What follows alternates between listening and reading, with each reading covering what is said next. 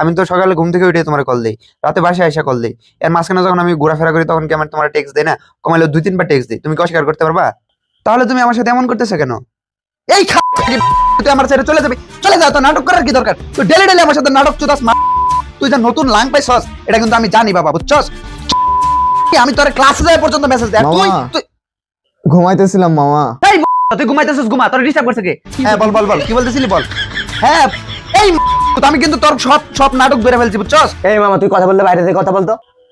এই তুই পারলে বাইরে যাবো, এনে বসে প্যাক প্যাক করবি না, মাথা কিন্তু খুব গরম। কি করবো আমি? হ্যাঁ বল বল, কি বলতেছস বল। আরে বাবা তোর আটকাইছে কে? আমি কি তোর আটকাইছি?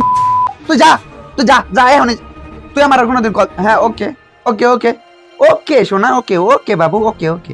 তোর মায়ের কসম, তোর বাপের কসম, আমি আর তোর কোনোদিন টেক্সট করবো না, আমি তোর এখন ব্লক দিতেছি। হ্যাঁ হ্যাঁ, আর তুই যদি আমার কল দেস, কোনোদিন কল দিস বা মেসেজ দিস বা যোগাযোগ করার চেষ্টা করস, তাহলে তোর লাঙ্গের মতো তোর বাপ হবার ওটা। ওকে, আসসালামু আলাইকুম। সুখে থাকতে ভূতে গিলাই, নাইলে কেউ জীবনে প্রেম করে?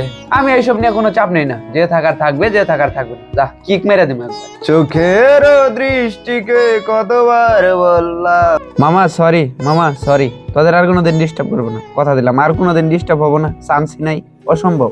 তোমার চির চেনা চোখের ওই সীমা ছাড়িয়ে, কি একটা অবস্থা, মদ না খায় বিনিয়োগ হয়ে গেছে। Good night, good night, good night. জান তুমি তো জানোই আমার মাথা গরম হয়ে গেলে মাথা কাজ করে না, উল্টা পাল্টা কি না কি বলে ফেলি আমি নিজেও জানি না। আচ্ছা সরি সরি, আর দোষ তো তোমারও আছে, তোমার কি দোষ নাই? অস্বীকার করতে পারবা? আমি তো সরি, তুমি সরি বলো। এখন বলো কালকে কখন দেখা করবা?